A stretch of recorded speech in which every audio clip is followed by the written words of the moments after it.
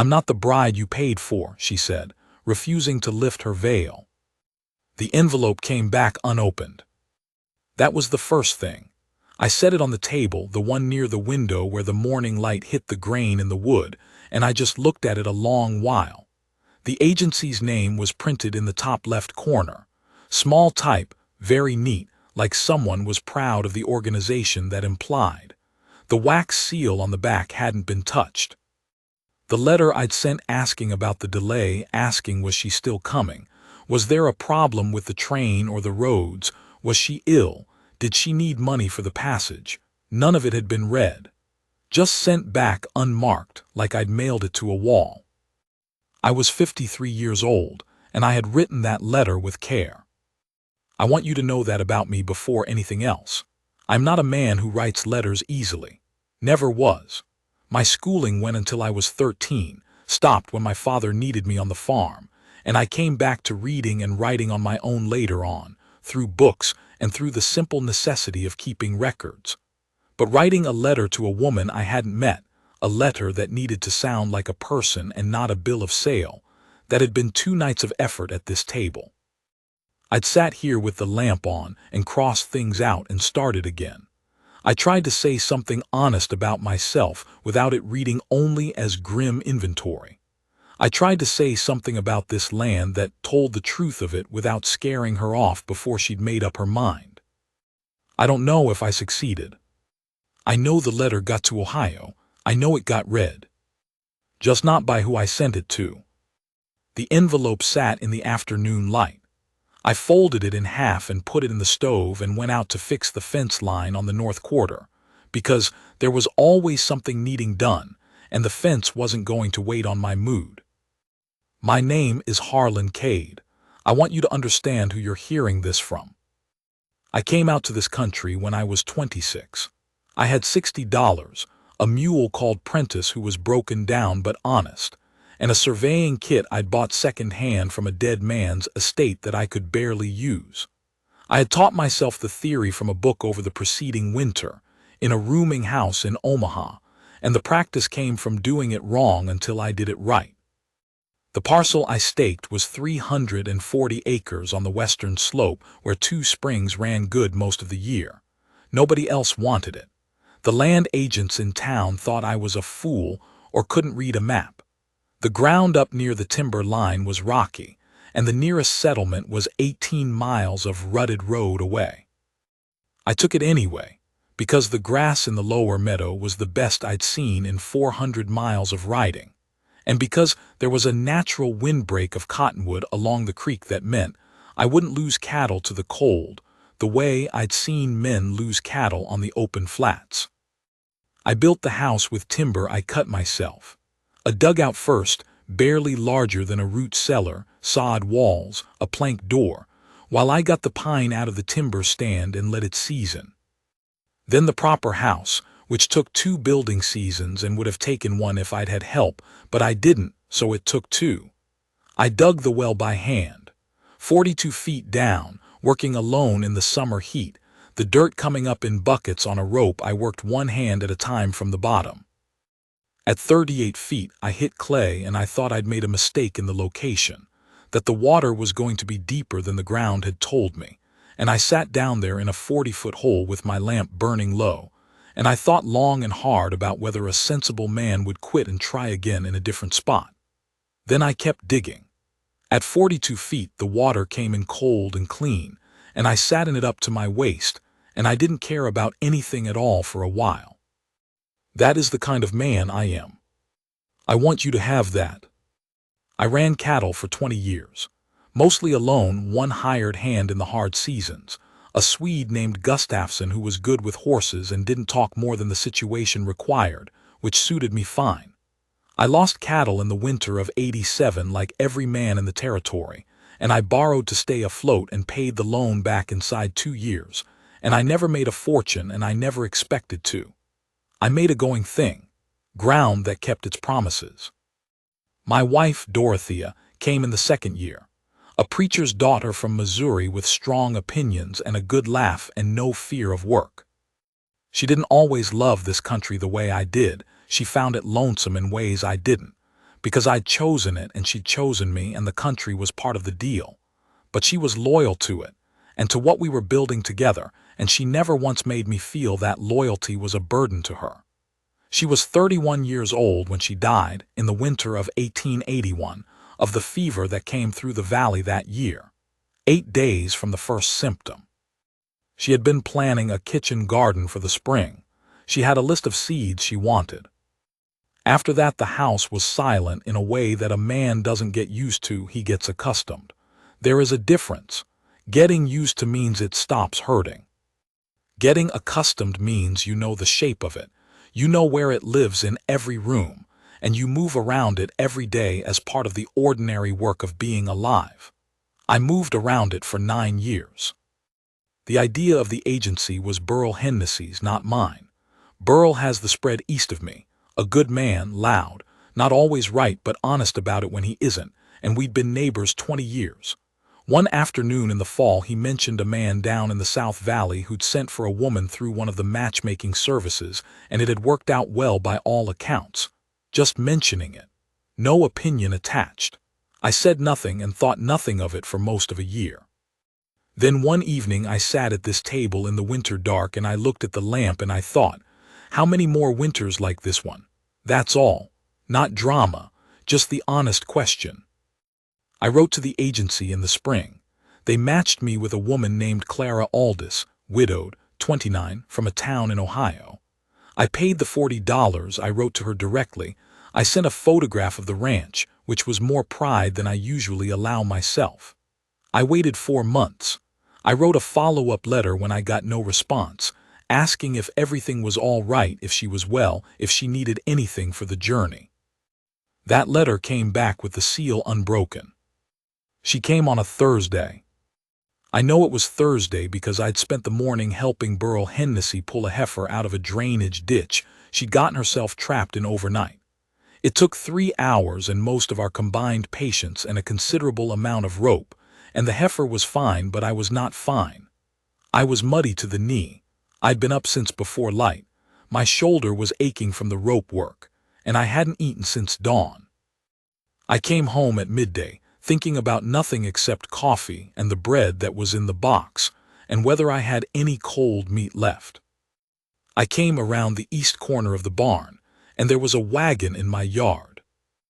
I didn't know the driver, a boy of maybe 16 with a tobacco pouch cheek, and a hat that was 2 sizes big for him. Beside him on the bench was a woman in a black traveling dress, a hat with a veil pinned down. She was sitting very straight and very still with a carpet bag at her feet on the boards. She was looking at me. I stopped.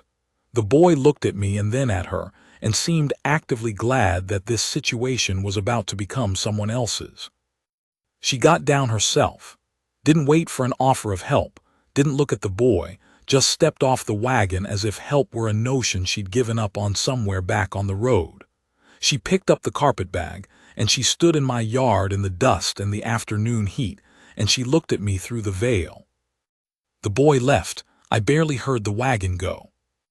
We stood that way for a moment, the two of us, 12 feet apart. I said, "You're not Clara Aldis." It wasn't a question. I don't know how I knew. Something in the posture, the way the weight was distributed, or the particular set of the shoulders. The photograph the agency had sent was in the house somewhere and I hadn't studied it hard, but I'd looked enough. This wasn't the same woman. She said no. Just that, flat and clear, and no apology attached. I looked at the veil and the bag and the road behind her. I said, "You want to come in, or you want to stand in the yard while I work out what's happening?" She picked up the bag and came inside. I put the coffee on because I didn't know what else to do, and my hands needed something to do, and I was raised to feed people first and ask questions after. I put hardtack and salt pork on the table too, because she had the look of someone who'd been on a road a long time and was hungry but wasn't going to say so. She sat at the table, the same table I noticed, where the returned envelope had been, and she kept the veil down and she didn't speak, and I didn't push it. I poured the coffee and I sat across from her and I waited. She ate a little of the pork. She drank the coffee. She set the cup down carefully, and she folded her hands on the table and she said, "I am not the woman you paid for. I want to say that plain before anything else because you deserve to know what you're sitting across from. My name is Nora Aldis. Clara was my sister." I said was. "She died in March, influenza. It came fast and hard and she was gone in 10 days. She stopped and I could hear what that cost her to say plain. Then she went on. She hadn't told the agency she was definitely coming to you. She hadn't made up her mind yet. There was a man in Dayton who wanted to marry her too, and she was thinking it over, going back and forth for weeks. She hadn't answered your last letter. And then she got sick and she died, and I found your letters in the trunk at the foot of her bed." I thought about that a moment. My letters in a trunk in Ohio, someone reading them in a dead woman's room. I said, "Why are you here?" She said, "Because I had nowhere else." Plain flat. No performance, no request for sympathy. Just the fact of it, laid out like a thing that's true whether it's convenient or not. Then she said, "I know that's not your problem. I know you paid for something and I am not that thing, and I am older than what was described to you, and I have nothing in particular to recommend me except that I can work and I don't complain and I will sleep in the barn if that's what you need while you decide what you want to do. I ask only for a few days. Then I'll find another way." I looked at the veil. I said, "Take that off." She reached up and unpinned it and set it on the table and looked at me. She was not 29. Closer to 40, I thought. I learned later she was 38. Her face had good lines in it. The kind that come from weather and grief and from thinking hard about things and not running from any of them. Dark eyes, the sort that hold what they know until they decide to show it. They were a little red at the corners from recent crying, not now, maybe the night before, maybe on the road. Her jaw was set. Not pretty in the way a young woman is pretty, but something else. Present. Particular. Like she was all the way in the room and not performing anything. She looked back at me without looking away. I said, "The barn's cold this time of year. You'll take the spare room." I won't pretend the days that followed were comfortable. They weren't. I was thrown off in a way I didn't like, and I was not at peace with any part of the situation. I'd built towards something, quietly, the way I do things, and it had come to nothing in a way I hadn't accounted for. And now there was a stranger in my spare room and no clear plan of action, and the county assessor still needed those numbers filed before the end of the month. What I did was work. It's what I do when my head won't settle. I went out after supper the first night and sharpened every blade in the tack shed. Everyone, including the ones that didn't need it. Took me 2 hours. My hands were busy and my head could run itself out, and by the time I came back inside it was late and the spare room was dark, and I went to bed and lay there a while looking at the ceiling. She didn't bother me. That was what I noticed in the first days, and it took me some time to name it right because it was unusual enough that I kept trying to find another word for it. Most people you can feel in a house. Their noise, their movement, their need of attention. Even good people, people you want around, you feel them. She was quiet in a way that wasn't absence. She had looked at the kitchen once and figured out where everything lived, and she moved through it without asking permission. The second morning the coffee was made when I came in, and there were eggs and biscuits she'd figured out from the flour and the tin of lard. We ate without a lot of talking, and it was not a hard silence. She swept without being asked. She went through the stack of firewood on the porch and stacked it better so it would shed water. She found the loose board on the porch step that I'd known about for 3 months and hadn't gotten to, and she went to the tack shed and came back with a nail and a hammer and she fixed it. I watched her from the barn door. She didn't know I was there. She found the angle of the wood and put the nail in right the first time, drove it home in 3 good strokes without bending it. I stood in the barn door for a while after she'd gone back in. There was a quality to the watching that I noticed and didn't entirely welcome. Not a wrong quality, just notable, the kind of noticing that means something. On the 4th day, I went to town for supplies. She'd made a list, just the items, clean hand, no extra words, and I took it without comment. I came back and she was in the kitchen and I set the boxes on the counter and she started putting things away, and I heard myself say, without planning it, "How long were you on the road?" She said, 11 days. Trained to Cheyenne, coach after that. 2 days in Cheyenne trying to find someone willing to bring me out this direction. I thought about 11 days. The stages, the coach roads, the particular trouble of being a woman traveling alone in uncertain country, and asking strangers for directions to a ranch that might or might not take her in. I said, "Why didn't you write first? Give me some notice." She put the flower on the shelf. Then she turned and looked at me. She said, "Because you might have told me not to come, and I needed somewhere to go." No apology in that. Not defiance either. Just the straightforward truth of what she'd done and why, offered plain, take it or leave it. I said, "Fair enough," and I went out to the barn. I thought about it most of the afternoon, though.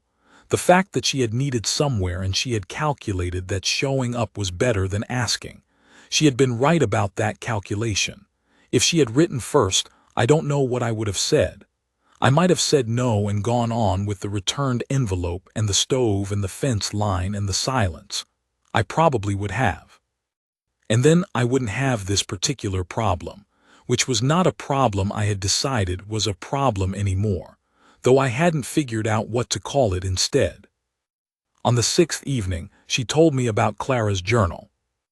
I was at the table with the cattle tally book. She was sitting across from me with some mending, and the lamp was between us, and she said it quiet. "Clara wrote about you, in her journal. I read it after she died. I needed to understand what she'd been thinking, whether she'd been about to make up her mind. She hadn't, but she was leaning toward you." I stopped moving my pencil. I didn't say anything. "She wrote that your letters sounded like a man who had been through something real and come out the other side of it without being ruined. She used the word kind. She wrote that you seemed kind, not in a weak way, she was clear about that, but in the way a certain kind of ground is reliable. Ground that doesn't give under you."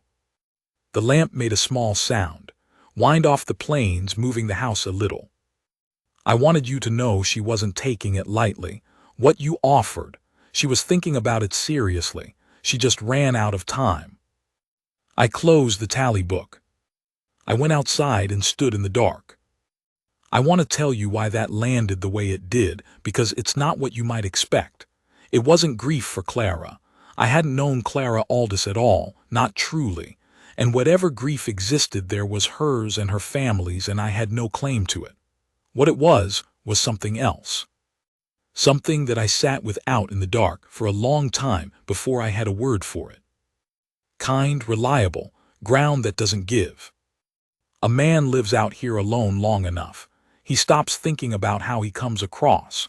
He's just the figure that gets the work done and keeps the stock alive and makes the payments and gets up and does it again. He exists functionally, in relation to the work and the land and the weather and the bills. He does not think of himself as visible, as something another person is reading and interpreting. He is not someone's particular person, and he knows it, and he has made a kind of peace with that, the way you make peace with things that are just true. And then someone tells you that a dead woman in Ohio read your letters and thought about you and wrote down that you seemed reliable, that you were the kind of ground she was considering building something on. That is not a small thing. I stood in the dark until I was cold enough to have an excuse to go in, and then I went in and said, "I'll put more coffee on," and she said, "All right," and neither of us needed to say anything else about it that night. The days after that had a different quality to them. Not dramatic, nothing about Nora was dramatic, but something had shifted in what we were doing when we were in the same room. She asked me questions sometimes in the evenings. Not personal questions, she never pushed at anything personal. Questions about the land, the work. How I'd chosen the location of the second water trough. How I knew when to sell and when to hold back cattle at the end of summer. why I'd planted the kitchen garden on the east side of the house instead of the south. Practical questions, but she listened to the answers the way a person listens when they're building a picture of something. I asked her things too. I found myself doing it without planning to. I asked her once about Ohio, what it was like there compared to here. She thought about it and she said, green, wetter, the kind of country where things grow easy and then you get complacent about growing things and then you get complacent about work generally. She paused. I don't mean that unkindly. It's just a different set of demands. Easier to get soft. I said, and you didn't want to get soft. She said, I already had a little. After Fowler died, I went home and let people take care of me for a few months, and I didn't like who I was in those months. Too much time inside my own head. I needed the kind of work that takes everything you have and doesn't leave room for anything else. I said, that's what this country is. She said, I know. I could feel it on the road coming out. The land getting harder and more itself, less compromising. I thought, yes, that is what I need. I didn't know if I'd be welcome anywhere in it, but I needed to be somewhere it required something of me. That was the most she'd said at once about herself up to then. I stored it. Not deliberately, she just gave me things and I kept them. A few days after that she came to the barn in the morning while I was working on a broken hinge on the paddock gate. She stood and watched me work for a few minutes and then she said, without any lead-up, what was she like? Your wife? I kept working the hinge. I said, Dorothea. Yes. I thought about how to say it honest. I said, she was determined. She had an opinion about most things and she knew which ones were worth fighting for and which ones to let go, which is a skill not everyone has. She laughed easily. She did not love this country the way I did, but she loved what we were doing in it, which turned out to be enough. I paused. She kept everything. She kept records. She kept the Bible marked. She kept letters. She said a life not kept is a life not noticed. Nora said, she sounds like she was good. I said she was. Nora didn't say anything else. She just turned and went back to the house. Not because the conversation was over, I thought, because it was complete. She had asked a real question and gotten a real answer, and there was nothing more to add to it, and she was not the kind of woman who adds things just to fill the air. I finished the hinge and went inside. Dobbs came 11 days after Nora arrived. You need some history on Dobbs. He was a land speculator out of Cheyenne, not a working man, a paper man. He bought water rights and access easements and made his money moving land between people who wanted it for different reasons. He'd been working the valley for 2 seasons, buying up rights along the Calder Creek drainage one parcel at a time, patient and methodical. And my upper pasture sat between 2 of his acquisitions with 2 springs on it that he needed to complete what he was assembling. He'd come to see me 3 times over 2 years, each time with an offer that went up a little. Each time I said no and he left clean, no trouble, and made a note in his ledger. He was not a man who made threats. He was a man who made notes and then came back when circumstances had changed. He came to the door in the middle of that October afternoon, him and his clerk Wills with the ledger already open. Dobbs in his town coat, which he always wore out here as if to say that this was a business call and not a social one, and not a physical one either. He made his case about the springs, and I said no, and I was about to close the door when he looked past me into the kitchen. Nora had come to stand in the doorway. She'd been kneading bread and her hands were floury, and she just stood there and looked out. Something shifted in Dobbs's face. A man who works angles recognizes a potential angle, and his recognition showed. He said, I wasn't aware you had a wife, Mr. Cade. I said, that's not your business. He said, I only mention it because, in researching the deed history on this parcel, I noted it was recorded with a co-holder, a Dorothy Cade, I believe. And if she were present. I said, Dorothy Cade has been dead 9 years, and if you've been researching this deed, you already know that, and you're wasting both our time with this performance. Get off my porch. He went, unhurried as always. Wills wrote something in the ledger as they walked away. I watched them all the way to the road. When I came back inside, Nora had gone back to the bread. She was working the dough hard and her back was to me. I said, he's been trying to crack that deed for 2 years. Claims the co-holder clause means the transfer wasn't complete when Dorothea died. My lawyer in town says the claim has no basis, but a man like Dobbs doesn't need to win.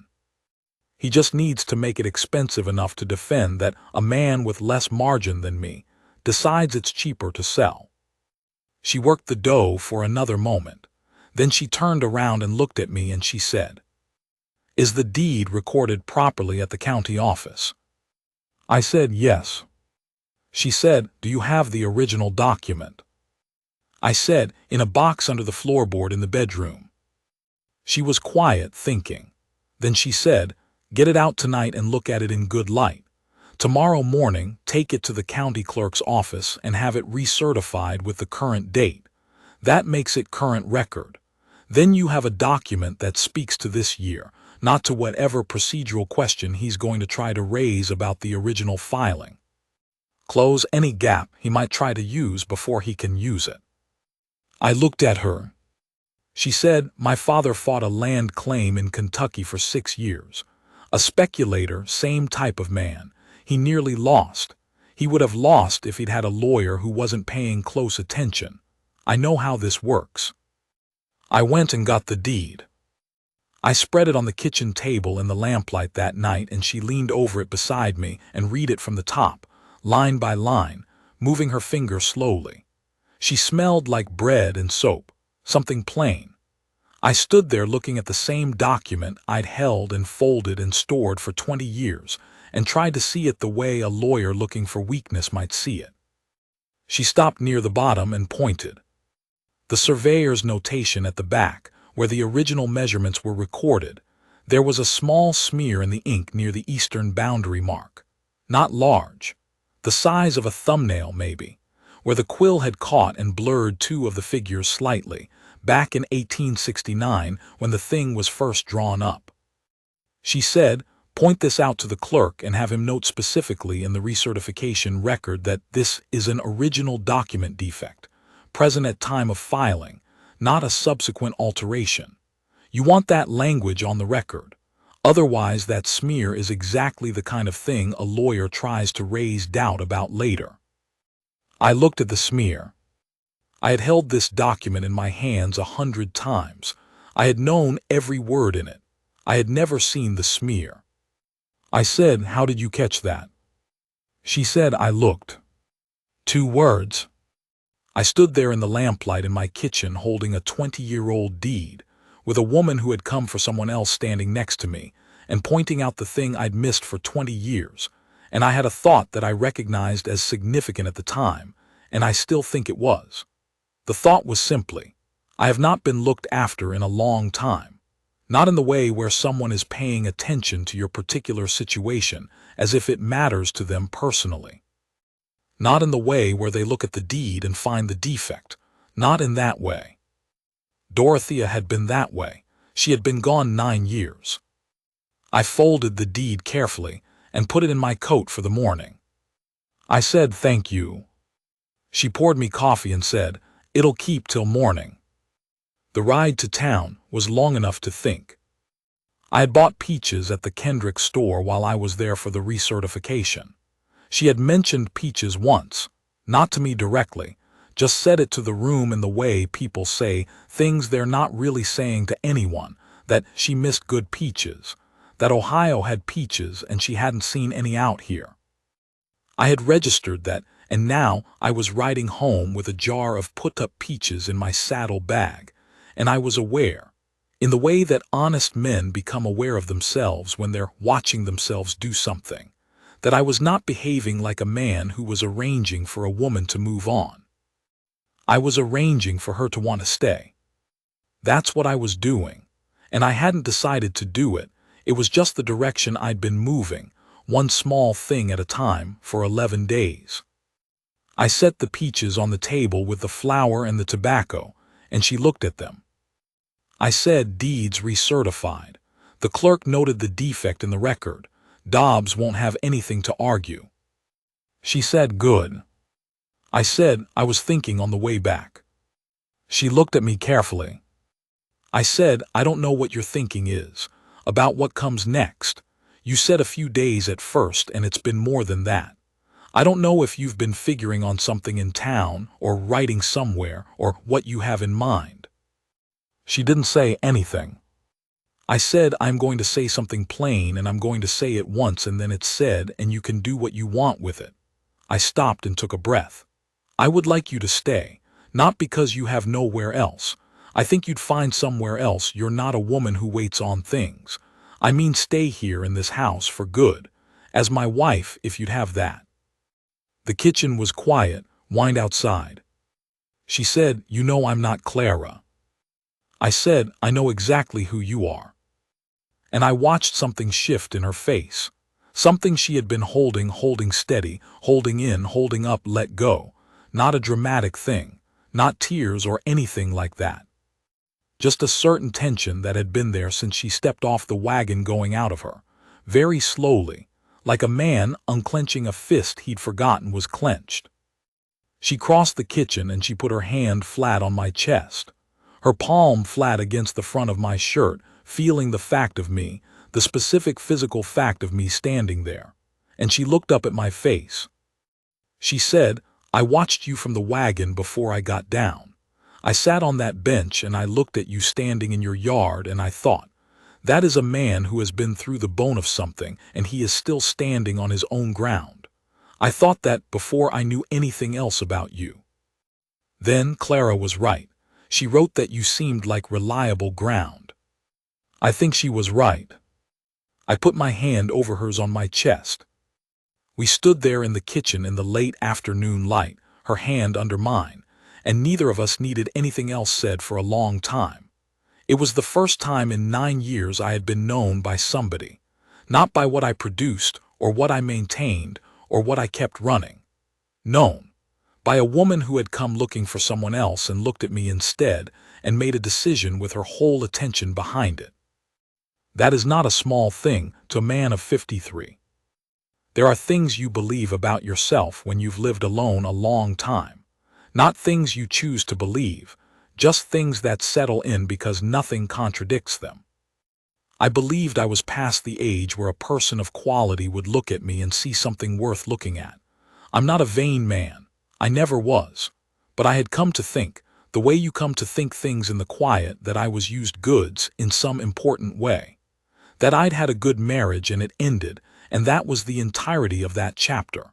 That the ranch was going and the work was there, and that was enough. That the agency idea had been a fool's errand, and the returned envelope was the country telling me something sensible. I had believed that so thoroughly that standing in that kitchen with her hand on my chest, I felt something I hadn't expected, something very close to embarrassment, not a bad embarrassment. Just the kind that comes when you've been caught caring about something you'd told yourself you'd stopped caring about. She moved out of the spare room in September. No ceremony about it. Just a thing that happened the way the right things happen, not decided so much as recognized. The spare room became hers for her own quiet, her letters, her mending, her books. The house rearranged itself around 2 people instead of 1, and the rearrangement felt natural in the way that things feel natural when they've been the correct shape all along and you just hadn't filled it yet. I learned her in pieces, the way you learn a piece of country by riding it in different weather. She had been a schoolteacher before her marriage. She'd married young, a man named Fowler who worked at a mercantile, and he died of a chest illness 2 years in. And she'd gone back to her family in Ohio, back to Clara, and she'd spent 5 years in that house taking care of her mother, and then her mother died too, and Clara was the only person left, and then Clara. She said all of this one evening in October when the first real cold had come and we were sitting by the stove. She said it the way she said most things, plain, in order, no extra weight put on it. She was not asking for anything. She was just telling me because We were the kind of people who were going to know each other, and this was part of what there was to know. I said, "How long were you teaching?" She said, 4 years before I married. I liked it. The older children especially. The ones who decided whether they were going to learn anything or not. You could usually change their minds if you came at them sideways. I said, "What happened with the sideways?" She looked at the stove. She said, "You find what they care about. Every child cares about something. You use that as the door. A boy who doesn't care about reading will care about something, horses or rifles or how a clock works, and that thing is the door. You teach him to read through the thing he already loves." I sat with that for a while. She said, "You have books?" I said, "Some." She said, "I noticed.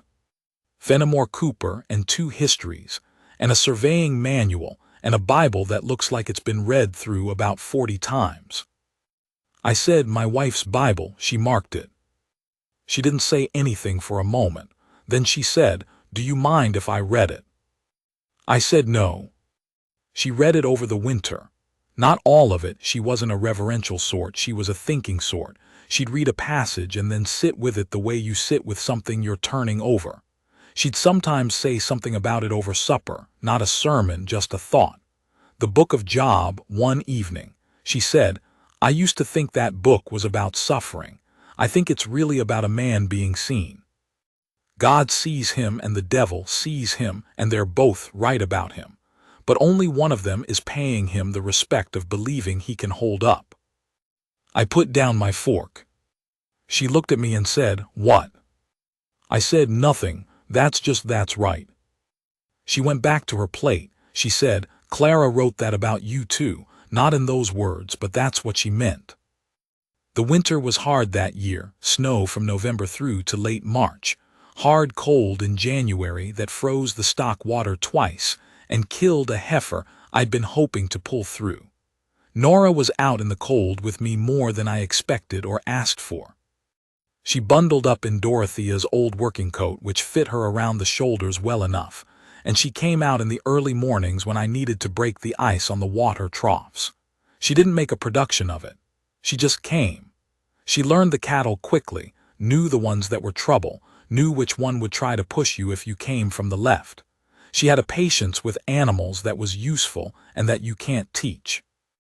There was one morning in February when the temperature had dropped bad overnight, and I'd gone out before dawn and found 3 young heifers had gotten into the far corner of the north pasture and were standing in the snow, stiff and dumb with cold, not moving to the shelter.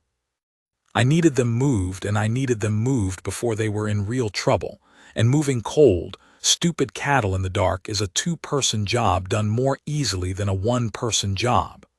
I went back to the house for a lantern, and she was already up, had the coffee on, and when I came through the door she looked at me and said, "What do you need?" And I told her, and she put on her coat and her boots and she came. We got the heifers to the shelter. Took 40 minutes in the cold dark. She knew when to push from behind and when to get out of the way, and she didn't need to be told twice about either. Afterward, we stood in the barn with the lantern and the cattle were settled, and she was breathing hard and her face was red from the cold. She said, "Do you lose many in a winter like this?" I said, "Not anymore. First years I lost more than I should have. I know this ground better now." She looked around the barn. At the tools hung neat on their pegs, the stalls, the hay piled correct. She said, "You've built something solid here." It wasn't flattery. It was just an observation, the kind she made. She looked at things and said what she saw, no performance in it. I said, "Between the 2 of us, we've built something solid." She looked at me, the lantern between us. She said, "Yes, I think that's right." That was February. It was the first time either of us had said it that way, between the 2 of us. Named the thing that had been true for months. By March, it felt like the ranch had always had 2 people in it. That is the strangest part to explain, and I've never found the right words for it. Not that I forgot the years alone, I didn't and I don't. But the place fit differently. The rooms were the right temperature. The evenings had sound in them, ordinary sound, someone reading or moving in another room. Small things. The kind of small things that are enormous when they've been absent a long time. The second visit from Dobbs came in October, a month after the recertification. This time he brought a lawyer from Cheyenne, a young man in a good coat who had clearly been briefed on the situation and thought he had something. They came inside because it was cold, and I am not impolite. Nora was at the table with her sewing. She stayed at the table. The Cheyenne lawyer laid it out. The co-holder clause. The question of whether the deed transfer was complete before Dorothea's death. A suggestion that there might be ambiguity in the original filing that would merit a review by the district court in Laramie. He finished. Nora said, without looking up from her sewing.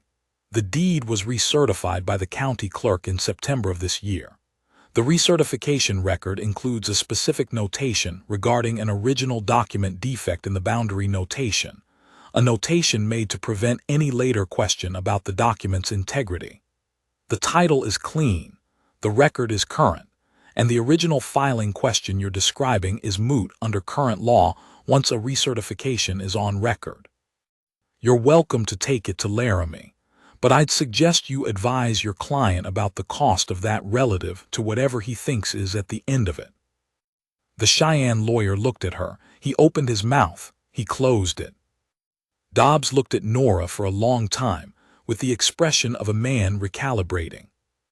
He said, "I see you've done some research, Mrs. Cade." She looked up from her sewing for the first time. She looked at him level and clear, and she said, "Mr. Cade has been doing his research for 27 years. We've tidied the paperwork."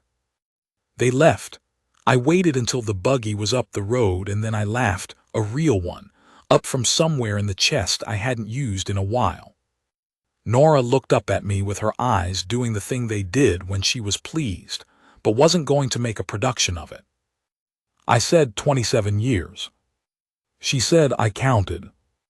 I said, and we've just tidied the paperwork. She said, was that wrong? I said that was exactly right. Dobbs dropped the land claim the following spring, moved on to a different valley, different ground, different men to wear down. The Cheyenne lawyer apparently told him the recertification made the position untenable.